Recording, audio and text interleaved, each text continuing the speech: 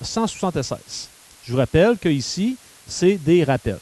Pour l'instant, vous n'avez pas de notes à prendre, faites simplement suivre avec moi. On dit classe les 4 événements suivants du plus probable au moins probable, avec nos connaissances. Donc, on va commencer par les lire. Obtenir une somme supérieure à 5 en lançant 2 dés. Tirer l'as de cœur d'un jeu de 52 cartes. Te réveiller demain matin. On se le souhaite tous. Lancer une pièce de monnaie 2 fois et obtenir 2 fois le côté pile. Bon. Là-dedans, est-ce qu'il y en a, lorsqu'on a fait la lecture, qui sont capables de me dire cette probabilité-là, je la connais, ça vaut tant? Est-ce qu'il y en a là-dedans là, que vous avez regardé ça et vous êtes capable de me donner la probabilité? Gênez-vous pas. Excellent. Tout le monde est à l'aise avec les jeux de cartes? Oui? Un jeu de cartes, j'ai 52 cartes, j'ai 4 sortes, j'ai 2 couleurs, des rouges, des noirs. Il y en a 26 de chaque, 4 sortes, pique, cœur, trèfle, carreau. Dans chaque sorte, ça part de l'as, 1, jusqu'au roi. Donc, il y a 13 cartes. Et quand on parle de figure, on parle du valet, dame, roi. Il y en a 3 par sorte. Parfait. Te réveiller demain matin, on s'entend-tu que, quand on dit se réveiller demain matin, c'est qu'il n'y a personne de mort, là. On s'entend-tu qu'il y a à peu près 100% des chances? OK, on est prêt d'être là. Donc, disons 100%. Et là, les 2 autres, ben là, il faudrait peut-être se servir de vos connaissances en probabilité. Je vais poser quelques questions sur la première. Obtenir une somme supérieure à 5 en lançant 2 dés. William, as-tu une idée comment tu ferais ça, toi?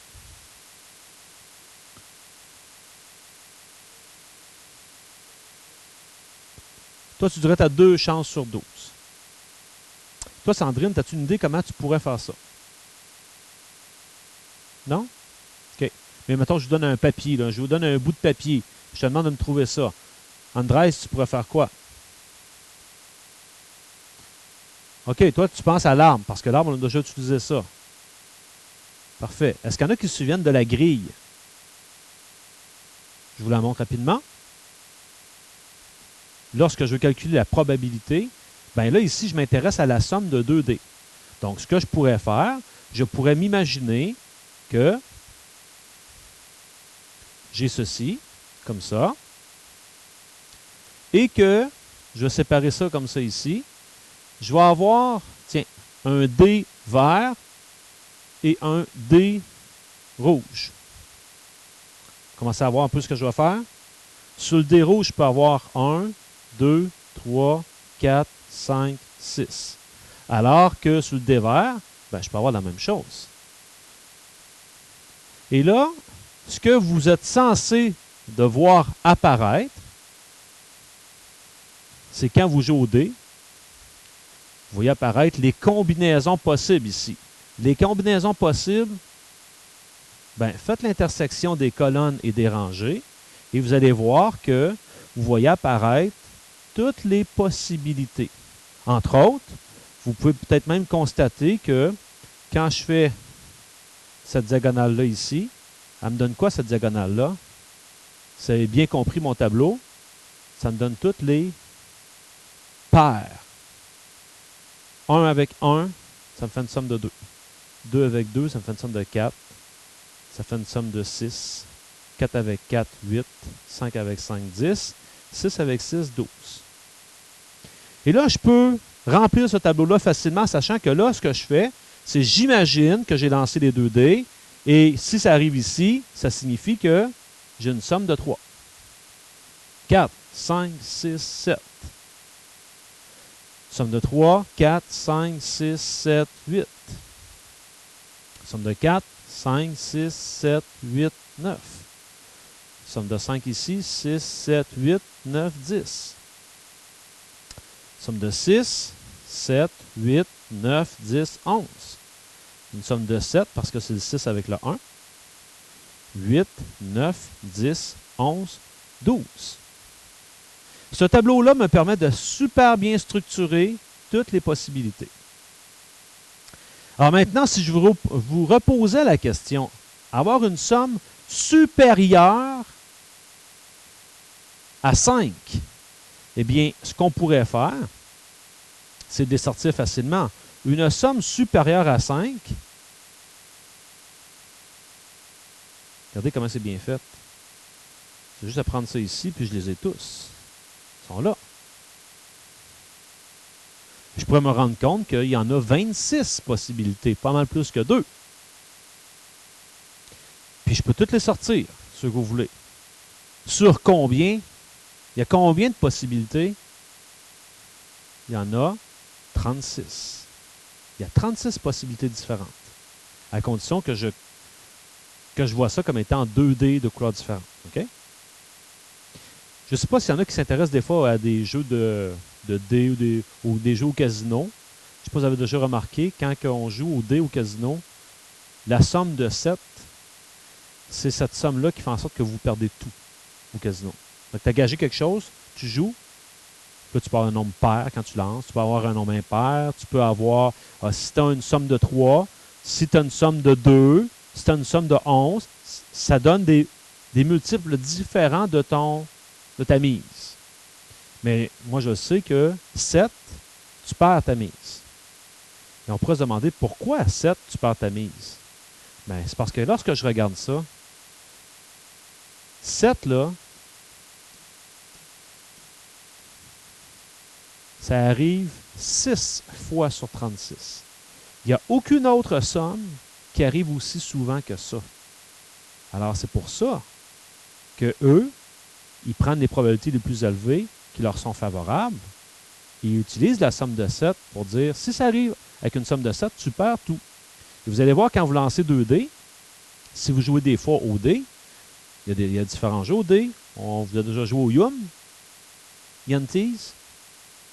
Bon, ben, ça vous permet de voir que on comprend un peu plus maintenant. C'est pour ça aussi que d'avoir une somme de 11, ben, d'avoir une somme de 11, je n'ai pas beaucoup de probabilité de l'avoir. J'ai juste 2 chances sur 36 d'avoir 11. C'est pour ça que dans des jeux de dés, il y a de fortes chances que si tu obtiens la somme de 11, qu'on te double ou qu'on te triple ta mise. Pas de danger de faire ça, parce que tes probabilités de l'avoir ne sont pas si élevées que ça. Tu as 2 chances sur 36. OK. Donc là, ici, je viens de vous faire un exemple de quand je veux lancer des dés, je peux travailler avec une grille comme ça. Bon, là, on vient de voir que obtenir une somme supérieure à 5, j'en avais 26 sur 36 possibilités. Comment je pourrais m'y prendre maintenant? Lancer une pièce de monnaie 2 fois. Qu'est-ce que je pourrais faire pour m'aider visuellement avec ça? Là, ça fait référence peut-être à votre secondaire 2, peut-être même secondaire 3. Hein, vous faisiez ceci. Je lance ma première pièce. Je peux avoir pile, je peux avoir face. Et là, je recommence. Que j'ai eu pile ou face avant, ça n'a aucune influence sur mon prochain lancer. Donc, je peux avoir encore pile ou je peux avoir face. Ça, c'est si j'avais eu pile au départ. Mais si j'ai eu face au départ, je peux avoir encore pile ou face. Tout le monde sait que la probabilité d'avoir pile, c'est une chance sur 2. Une chance sur 2. Une chance sur 2, une chance sur 2, une chance sur 2, une chance sur 2. Donc, si j'arrive ici, c'est que j'ai eu pile et pile. Et si j'ai eu pile et face. Face, pile, face, face. Chacun a une chance sur 4 que ça se produise. Je le vois très bien, mon arbre est fait. C'est visuel. C'est une autre méthode que vous avez déjà vue, qu'on vous a déjà enseignée. Je vous rappelle aujourd'hui, le but du cours, c'est de faire « Ah oui, c'est vrai, je m'en souviens ». Donc, quand ça se produira, tu auras ce réflexe-là d'aller le faire.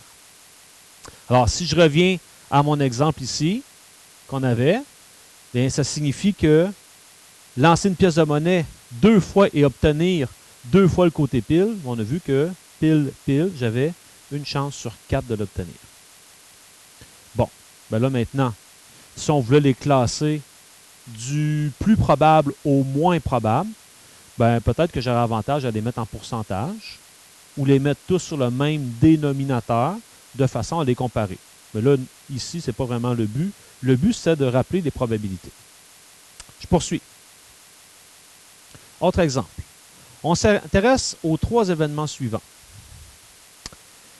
Tirer un 8 d'un jeu de 52 cartes, obtenir un résultat plus petit que 7 en lançant un dé, obtenir 3 fois le côté pile en lançant 3 fois une pièce de monnaie. Lequel de ces événements provient d'expériences aléatoires? Ça signifie quoi le mot aléatoire? Voilà, au hasard. Lequel ou lesquels, parmi ces 3 exemples-là, que c'est le hasard? Tirer un 8 d'un jeu de 52 cartes. C'est le hasard, ça? Oui. À moins que ce soit Alain Chocotte qui nous fasse tirer, mais ça, c'est le hasard. Obtenir un résultat plus petit que 7 en lançant un dé. C'est-tu le hasard? C'est-tu sûr qu'on va l'avoir? C'est sûr. Je te donne un dé à 6 faces, puis je te demande, tu vas le brasser, puis obtenir un résultat plus petit que 7, c'est sûr que tu vas le réussir. Donc ça, c'est pas du hasard. Obtenir 3 fois le côté pile en lançant 3 fois une pièce de monnaie, c'est du hasard. OK? Calculons la probabilité. Ce serait quoi ma probabilité de tirer un 8 d'un jeu de 52 cartes? 4 sur 52. Vous êtes capable de me dire que c'est 4 sur 52 parce que vous avez une référence sur qu'est-ce qu'une probabilité. Une probabilité, là, de ce que vous connaissez, c'est j'ai combien de chances de l'avoir sur il y en a combien de possibilités totales. J'ai 52 cartes. Parmi ces 52-là, il y en a 4 qui sont des 8. C'est pour ça que c'est 4 sur 52. Bon, obtenir un résultat plus petit que 7 en lançant un dé, ben, tu as 6 possibilités sur 6. Je ne peux pas avoir mieux que ça. Donc, retenons que 6 sur 6 qui vaut 1. Donc, ça, c'est ce qui est sûr. Si je vous avais demandé, en lançant un dé, obtenir un résultat supérieur à 8, j'avais combien de chances? 0. J'avais aucune chance. Ben, c'est une situation impossible ou improbable. Donc, 0 sur 6, 0. Alors, je viens de vous faire réaliser que plus la probabilité est proche de 0, logiquement, on a moins de chances de l'avoir. Et plus je m'approche de 1, ou si on veut de 100%, c'est 1 ça, ben, plus la probabilité est élevée. Et obtenir 3 fois le côté pile en lançant 3 fois une pièce de monnaie. Pile, pile, pile. C'est quoi ma probabilité d'avoir pile, pile, pile? Avec ce que j'ai fait tout à l'heure. Belma? Tu dirais quoi? Vas-y.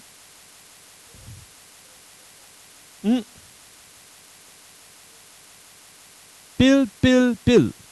Je lance une pièce de monnaie 3 fois, puis je voudrais avoir pile, pile, pile. C'est quoi mes chances d'avoir ça? C'est quoi ma probabilité? Ariel?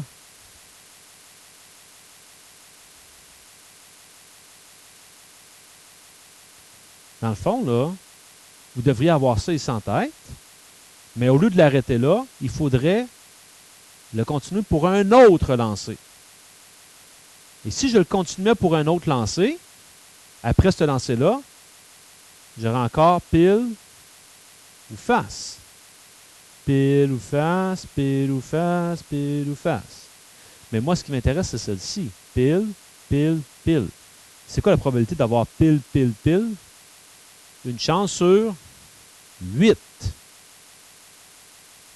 On pourrait se dire parce qu'il y en a 1, 2, 3, 4, 5, 6, 7, 8 possibilités. Mais je vais vous faire voir plus facilement que ça. Si tu veux avoir pile, pile, pile, maintenant que tu oublies l'arbre, c'est quoi tes chances d'avoir pile au premier lancer? Une chance sur 2. Au deuxième, même affaire. Au troisième, même affaire. Et là, je vous pose la fameuse question. Entre chacun, est-ce que vous vous dites « et » ou bien vous vous dites « ou ». Tu veux avoir pile, épile, épile, épile.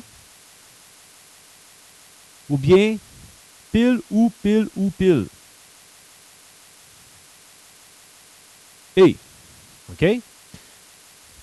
Et tu multiplies ou tu additionnes la probabilité. C'est tout le temps vrai, ça fonctionne tout le temps. Donc ici, qu'est-ce que ça donne quand vous faites ça? 1 fois 1 fois 1, 1. 2 fois 2, 4 fois 2, 8.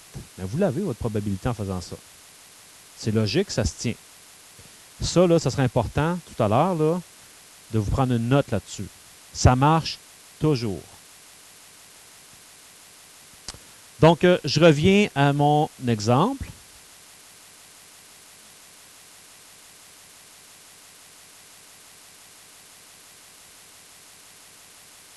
Donc, on était ici. Ça veut dire que lui, j'aurais une chance sur 8. Parfait. On continue. Voici un tableau qui présente des données relatives au salaire horaire des employés d'une entreprise selon le poste qu'ils occupent. Donc, ici, on a sorti 3 postes dans une entreprise. Commis, répartitrice ou répartiteur, et superviseur, superviseur. On s'entend que les superviseurs, ça en prend moins que les commis. Et voici leur salaire. Il y a 40 commis, ils gagnent chacun 18 de l'heure. Il y a 7 répartiteurs-répartitrices qui gagnent 23 de l'heure chacun. Et il y a 4 superviseurs qui gagnent chacun 31 de l'heure. La première question, quel est le salaire horaire moyen? Quand vous regardez ça, Camille, je vois déjà que tu es à ta calculatrice. Si tu voulais calculer le salaire moyen, comment tu t'y prendrais? Tu ferais la moyenne de quoi?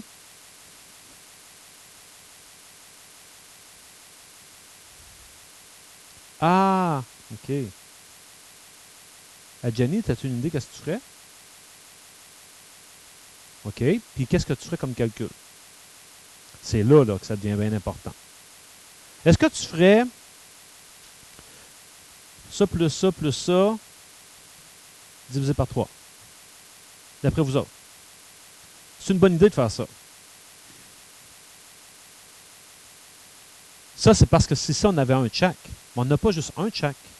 Dans le fond, est-ce que vous êtes d'accord quand vous regardez ça, que la moyenne va être pas mal plus proche de 19-20 $ de l'heure que de 26-27? Comprenez pourquoi? Il y a beaucoup de commis à 18 $ de l'heure. OK? Ça, là, ici, des fois, là, il y a des entreprises que, dans les médias qui vont dire, ben nous autres, là, dans notre entreprise, là, tu peux avoir un salaire moyen de 20 $ de l'heure. C'est certain que si tu le calcules comme ça, ça a l'air bien intéressant. Mais si tu t'y prends logiquement, tu risques de diminuer beaucoup le salaire moyen. Parce qu'il y en a beaucoup qui ont peu. Ben, en fait, peu. C'est quand même bien, là. OK? Mais comparativement aux superviseurs, il y en a juste 4 qui reçoivent 31 $ de l'heure. Donc, à faire attention. Des fois, il faut utiliser ce principe-là aussi dans les probabilités. En B, quelle est la probabilité qu'une personne choisie au hasard dans le personnel de cette entreprise gagne plus de 20 $ de l'heure? Ça va être quoi notre probabilité d'avoir plus de 20 $ de l'heure? 11 sur 51. Excellent, Annika. Parce qu'ici, ce qu'il fallait faire, c'est de voir que dans cette entreprise-là, il y a 51 employés. Et ceux qui gagnent plus de 20 $ de l'heure, il y a eux et eux. Donc, il y en a 11 sur 51 qui gagnent plus de 20 $ de l'heure. Ça, c'est une probabilité aussi. On poursuit. Dans un chapeau, on a mis 20 tuiles, 20 bouts de papier, 20 bouts de carton, OK? 20 jetons. Sur chaque tuile, on a inscrit un chiffre différent, de 0 à 9. Ça en fait 10. Et sur les autres, une lettre différente de A à J. De A à J, il y a aussi 10 lettres. Donc, j'ai 10 chiffres, 10 lettres qui fait mes 20 tuiles. Et là, on tire 2 tuiles du chapeau. Première question. C'est quoi la probabilité? Et là, bien sûr, il y en a peut-être qui se souviennent de ce principe-là. Très important. Il faut savoir, quand je vais avoir fait mon premier tirage, je fais quoi avec ce que j'ai tiré? Je le remets-tu dedans ou je ne le remets pas dedans? Ça change mes probabilités. Là, il dit sans remise. Donc, à la fin, les deux sont en dehors du chapeau. Détermine la probabilité de tirer une lettre d'abord et un chiffre ensuite. Si je fais ça, comme je vous l'ai expliqué tout à l'heure, avec les piles, c'est quoi ma probabilité de tirer une lettre d'abord? J'ai combien de lettres? J'en ai 10. Donc, j'ai 10 chances sur. Il y a 20 items là-dedans. Et un chiffre ensuite. Voilà. Il me reste encore 10 chiffres. Mais maintenant, il reste 19 unités. Parce que je ne l'ai pas remis. Puis, est-ce que je vais faire fois ou plus entre les deux?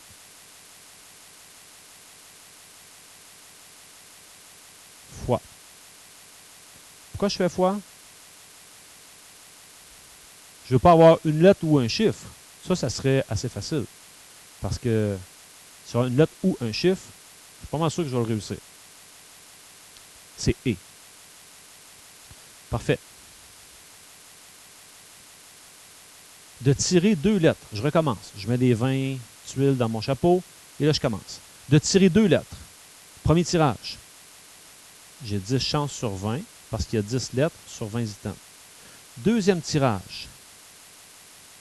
9 sur 19. Est-ce que tout le monde saisit? Parce que là, une lettre, il m'en reste une de moins.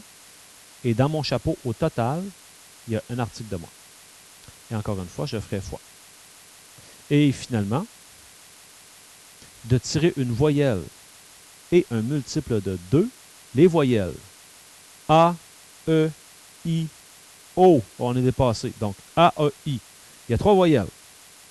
Donc, de tirer une voyelle, en partant, j'ai 3 chances sur 20. Puis là, après ça, on va tirer un multiple de 2. Je vous rappelle les multiples de 2.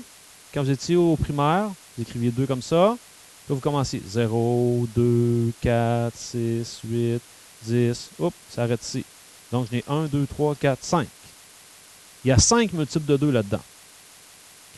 Donc, il me reste 5 chances sur, comme tout à l'heure, 19. Parce que j'en ai gardé un, mon premier tirage. Et encore une fois, c'est « et ». C'est une voyelle et un multiple de 2. Puis là, on pourrait encore en inventer tant qu'on veut. Mais là, vous venez de comprendre au moins la probabilité, la base. Et j'ai rappelé des concepts, puis vous avez pu réaliser qu'une probabilité, c'est toujours sur un total de possibilités. Si vous avez bien compris le concept de probabilité, le hasard ne va jamais influencer vos choix. Moi, j'ai déjà connu des personnes qui s'achètent des billets de loto à chaque semaine. C'est correct. Il note un peu de son argent là-dessus, c'est correct. Mais lui, là, il notait, puis à un moment donné, il disait, le 42, là, dans le 649, là, ça fait longtemps qu'il n'est pas sorti. Il est dû pour sortir. Donc, la prochaine combinaison que je vais prendre, je vais le mettre dedans. Est-ce qu'il a raison de faire ça? Pas en tout. Parce qu'au prochain tirage, ça recommence. Tu as encore une chance sur 49 que le 42 sorte. C'est comme si on jouait à pile ou face et que ça faisait 10 fois de suite que j'obtiens pile. Est-ce qu'on a raison de dire prochaine fois, on a plus de chances que ça tombe sur pile que sur face parce que ça tombe souvent sur lui? Ou bien de dire ça a bien plus de chances que ça soit face parce que là, ça fait longtemps qu'elle n'est pas sortie? Du tout. Ça va tomber une chance sur 2 sur chacun des côtés. Cependant, il faut savoir que si je fais cette expérience-là un très grand nombre de fois, quand je dis un très grand nombre de fois, là, mettons qu'on le lance 1000 fois, ça se peut qu'après les 10 premiers lancés, que face soit arrivé une seule fois. Mais au bout de 1000 lancers, je vous garantis que ça va être pas mal autour de 500. Parce que la théorie finit par rattraper le hasard. Mais c'est vrai que le hasard, des fois, ça fait en sorte que ça peut arriver rapidement. Je donne un exemple. Il y en a qui ont déjà joué à, tantôt j'en parlais,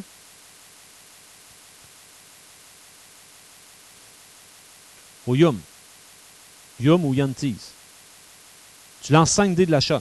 Puis là, il faut que tu bâtisses des combinaisons avec ça. Mais vous comprenez que lancer, là, puis espérer avoir d'une seule shot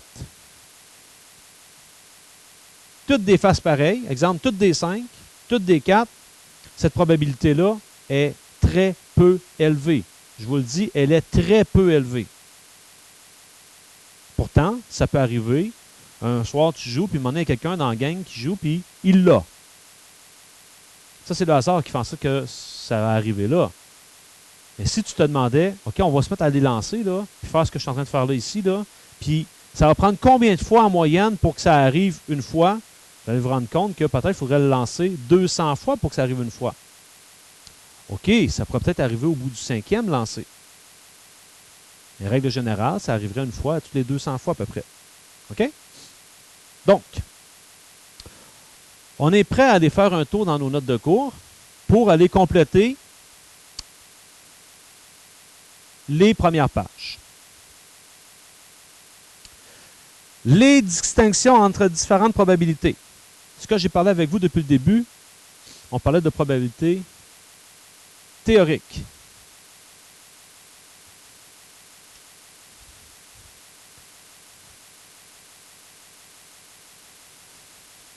Donc, il y a 3 types de probabilités.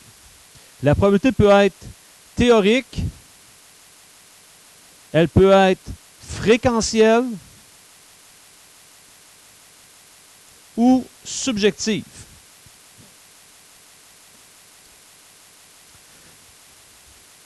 Je vais les reprendre une à une avec vous, OK, pour être certain qu'on les comprenne bien.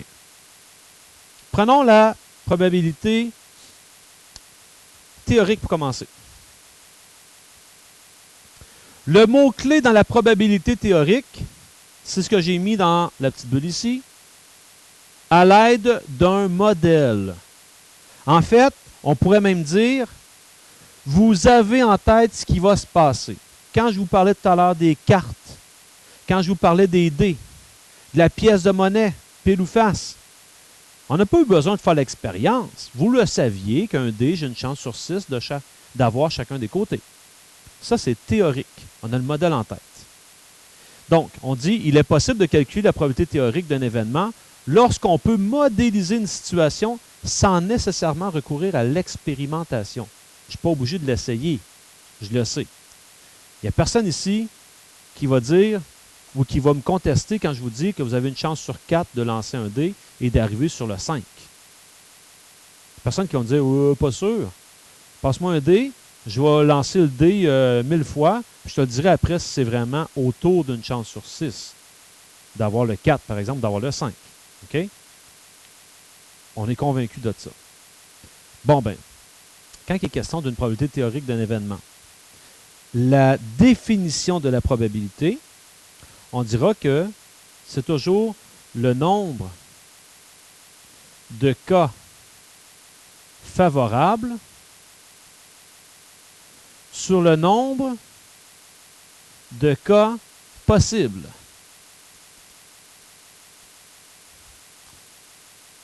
Exemple.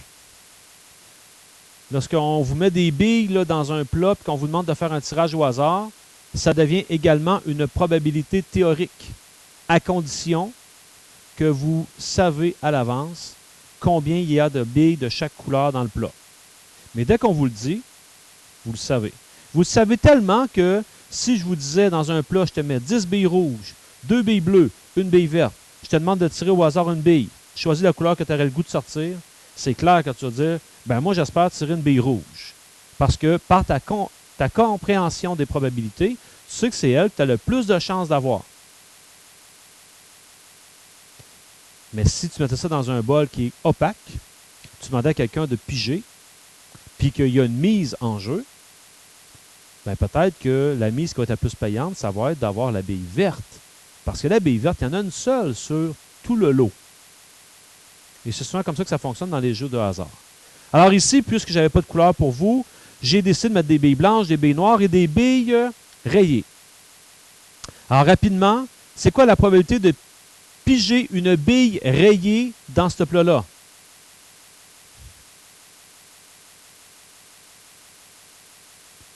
J'ai 2 billes rayées sur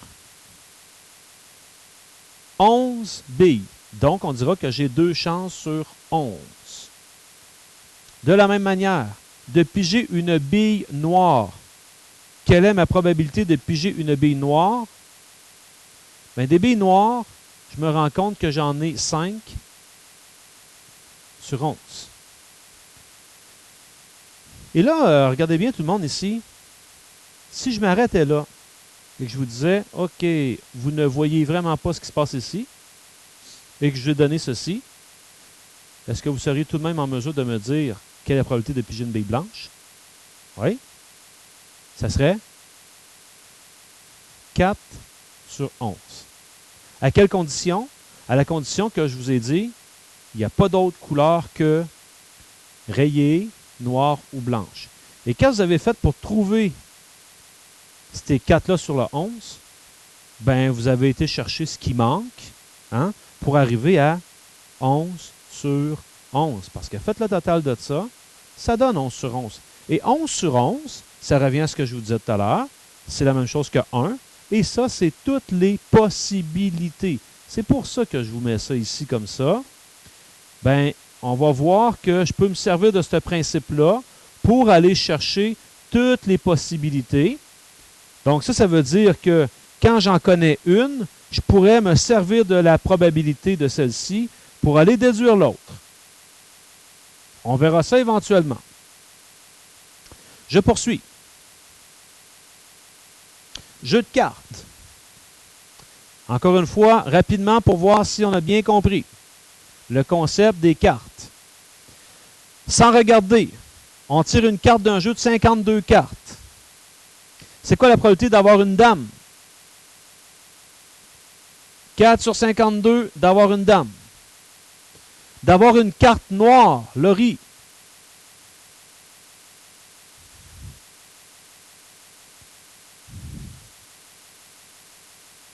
Oui, donc 26 sur 52. On est-tu d'accord qu'on a une chance sur 2? Ben oui, parce que ça, c'est comme une fraction. Ça se simplifie à 1 sur 2. Ça aussi, hein, ça se simplifie. 4 sur 52, ça se divise par 4 chacun, qui me fait 1 sur 13. Et ce 1 sur 13-là, il me parle aussi. Parce que je ne sais pas si vous avez déjà, quand vous étiez un peu plus jeune, hein, divisé le jeu de cartes, là, puis tout l'ordonner comme il faut, là, bien ordonné. Bien, il y a 13 cartes par sorte. Et dans chaque sorte, il y a combien de dames? Une. Donc, j'ai une dame par 13 cartes. Mais si on veut, je n'ai 4 au total. Une figure. Oh! C'est quoi ma probabilité de piger une figure? Bon, on a dit tantôt qu'il y en avait combien par sorte? 3. Valet, dame, roi. Donc, total, il y en a 12 sur 52. Mais 12 sur 52, ça se divise par 4 chacun, qui me donne 3 sur 13. Ça parle encore. On vient de se dire qu'il y avait 3 figures par sorte. Et à chaque sorte, il y a 13 cartes. Et un 3, j'ai 4 chances sur 52 de tirer un 3. Si vous voulez, c'est la même chose qu'une chance sur 13. Et le suivant, bien là, ici, on va devoir se servir de ce que je vous ai montré tout à l'heure. Je viens de le faire ici. De tirer 2 as si on ne remet pas la première carte tirée. Pas évident, ça, là. Ça veut dire que tu piges une première fois, tu coupes le jeu, si tu veux, il faut que ce soit un as. Tu l'enlèves du jeu, tu rebrasses le jeu, il faut que ce soit encore un as. On doit s'attendre à ce que la probabilité ne soit pas si élevée que ça. Comment je vais faire ça? 2 as, si on ne remet pas la première carte. Bien, on va s'intéresser à les deux probabilités l'une après l'autre. Quand je commence de tirer un as, c'est quoi ma probabilité de tirer un as? 4 sur 52. Là, on s'imagine tout le temps la probabilité qu'on l'a réussi.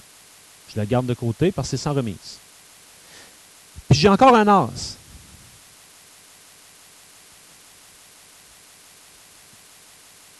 « 3 sur 51. Tout le monde comprend ça? Puis c'est quoi mon symbole que je vais mettre entre les deux? Fois. Parce que je veux avoir un as et un autre as. OK, vous allez prendre vos calculatrices. Je vais vous montrer, ou en fait, je vais vous rappeler que vous avez la touche fraction qui peut vous aider grandement dans les probabilités. Prenez votre calculatrice, allez sur votre touche fraction, là, faites 4 sur 52, donc vous faites 4, la fraction 52, fois 3 sur 51, faites égal, mettez ça en fraction. Si vous avez bien fait ça, elle devrait vous donner une chance sur 221. Donc, en utilisant correctement votre touche fraction, ben, les probabilités, on ne s'en fâchera pas avec le calcul des fractions. Mais, dans les faits, ça veut dire quoi ça? 1 sur 221. Ça veut dire que si tu t'installes, que tu as bien du temps à perdre, pas beaucoup d'amis, puis qu'un après-midi, tu te dis, moi, je vais couper des cartes, et là, ce que je voudrais faire, c'est couper un as, puis là, quand je l'ai, je le mets de côté, j'embrasse les cartes, je recoupe encore, puis ça me prend un as. 2 as de suite. Je ne m'intéresse même pas à la sorte. Bien, il faudrait que tu le fasses, théoriquement, 221 fois pour que ça se produise une fois. C'est ça que ça veut dire. Est-ce que ça se pourrait que à la 10e reprise que tu réussisses? Oui. Ça se pourrait-tu que tu réussisses à la 10e, à la 20e, puis à la 21e reprise? Ben oui. Mais si tu fais ça toute l'après-midi, je te garantis que tout l'après-midi, là, mettons 4 heures de temps, tu risques peut-être d'être capable de le faire, mettons, OK, on va lancer un chiffre, 10 000 fois. OK? 10 000 fois, là, si c'est une fois tous les 221, j'ai juste à faire 10 000, là, c'est 50 fois à peu près que ça va arriver. Ça se peut-tu que je l'ai 100 fois? Pas sûr. Je vous dis que ça risque peu d'arriver 100 fois. Ça va tourner autour de 50aine de fois que tu vas l'avoir réussi. Alors, William, tu vas nous faire le test éventuellement, puis tu nous diras ce qui s'est passé. OK. Probabilité fréquentielle. Elle est intéressante. Ça, là, la probabilité fréquentielle, c'est que lorsque je vous pose la question, vous n'êtes normalement pas capable de me répondre tout de suite. Vous allez me dire « ça dépend ». Et ça veut dire qu'on va avoir besoin de faire une expérimentation. Je vous montre tout de suite un exemple. Tout le monde sait comment ça fonctionne, les trombones avec les pinces, là? Hein? Quand vous regardez ça ici, là, cette trombone-là, là, si je vous avais donné une trombone comme ça, puis je vous demande, hey, c'est quoi la probabilité que ça tombe sur le côté?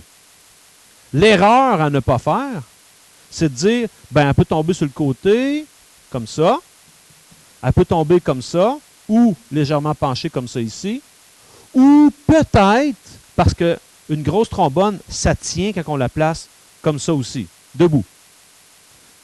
L'erreur à ne pas faire, ça serait de dire, ben, tu as une chance sur 4 qu'elle tombe sur le côté. Alors qu'on sait tous que quand je vais la lancer, ça va-tu arriver souvent qu'elle va tomber comme ça? Pas mal plus souvent que comme ça. Alors, qu'est-ce qu'il faudrait faire pour trouver, c'est quoi la probabilité qu'elle tombe sur le côté? Il faudrait faire une expérimentation.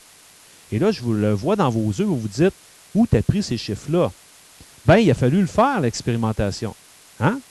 Mais moi, j'ai une vie. Fait que je me suis dit, c'est pas vrai que je vais faire ça. Fait que j'avais demandé à Marie-Josée de le faire, puis elle m'a ramené les résultats. Pas vrai.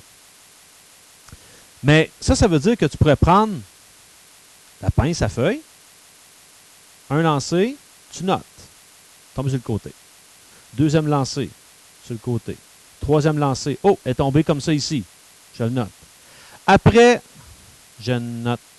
Après le troisième lancer, OK? Après le troisième lancer, le 300e lancer, C'est à ton total.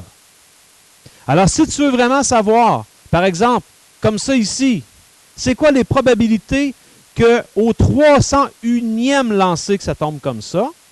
Ben, tu vas te fier à ton expérimentation.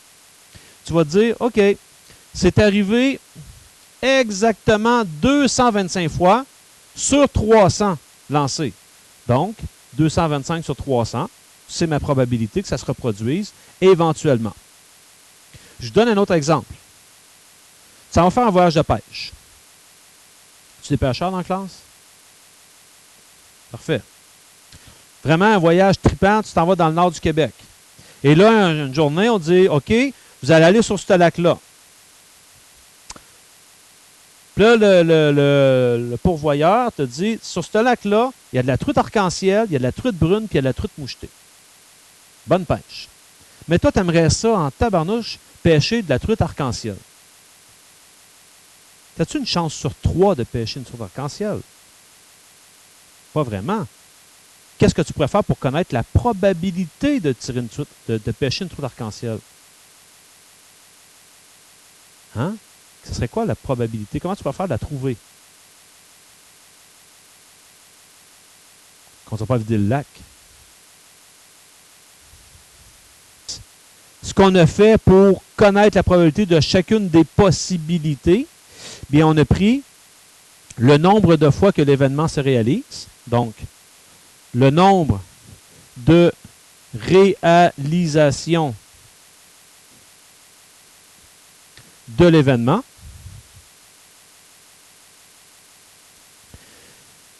divisé par le nombre total de réalisations.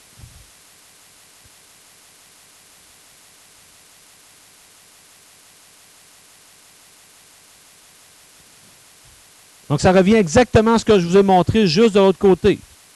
Si on avait fait 300 lancers de cette fameuse pince-là, ben après 300 lancers, on est plus en mesure de connaître les probabilités respectives de chacune des positions. Je vais faire la même chose avec cette brocheuse-là. Je lance ma brocheuse, je n'ai pas nécessairement une chance sur 4 qu'elle tombe comme ça. Mais je suis pas mal certain que c'est la plus probable. Ah, c'est sûr qu'elle pourrait tomber comme ça. Elle pourrait tomber comme ça aussi. Mais la plus probable, ça devrait être comme ça. Et là, pour la faire, il faudrait que je l'expérimente. OK? Oui. Et ici, ce qui est important, c'est en lien direct avec cette probabilité-ci. Ce n'est pas parce qu'une probabilité ne se produit pas lors d'une expérience qu'il faut l'ignorer. Elle fait partie des possibilités. OK? Je vais terminer avec la dernière catégorie de probabilité. Et on est en plein dedans dans ce temps ici. Hein? On a juste à écouter les nouvelles du sport, l'antichambre, et tout le monde y va de leur prédiction. Mais les prédictions d'une personne, là, des fois, hein, vous avez déjà entendu ça, on dit que ben, c'est subjectif. Ça dépend. C'est une opinion. C'est un jugement. Ce n'est pas nécessairement ce qui va vraiment se produire. Donc, la dernière catégorie, probabilité subjective. Cette probabilité-là, c'est basé sur un jugement. Lisons ce que j'ai écrit. Une probabilité subjective reflète l'avis d'une personne sur la probabilité qu'un événement se réalise. C'est un mot-clé, ça. L'avis d'une personne. La probabilité est subjective puisqu'elle fait appel au jugement et correspond à une évaluation personnelle basée à la fois sur. Et ça, c'est ce qui va venir nous influencer des fois. C'est basé sur des connaissances et des opinions. Je m'explique. Avant le début des séries éliminatoires de hockey, Vox Pop, elle est dans la rue, en avant du Centre Bell, ou dans les rues de Montréal. Puis elle interrogeait des gens. D'après vous autres, c'est quoi les chances que les Canadiens battent Tampa Bay? Puis là, ben, il y en a qui disent, ah, ils vont gagner. D'autres, non, non, non. Des petits Joe connaissants, des mononcles, des matantes. OK? Le soir, tu écoutais l'antichambre. Il y avait 8 panélistes, des experts, qui passent leur journée dans les statistiques, qui suivent les clubs, qui ont des informations privilégiées sur, il y a des joueurs qui sont blessés, des choses comme ça. Et eux, ils ont émis leur opinion. On s'entend que c'était aussi subjectif que les gens de la rue. Si je vous demandais, dans les gens de la rue, il y en a, par exemple, sur 20 qu'on a interrogés, 12 qui croyaient que le Canadien allait battre Tampa Bay. Mais sur les panélistes, sur les 8 panélistes, il y en avait 7 qui croyaient que le Canadien allait battre Tampa Bay. Qui vous avez plus le goût de croire? Les panélistes qui connaissent vraiment ça ou les gens de la rue? Les panélistes. OK? Parce que eux, ils ont des connaissances. OK?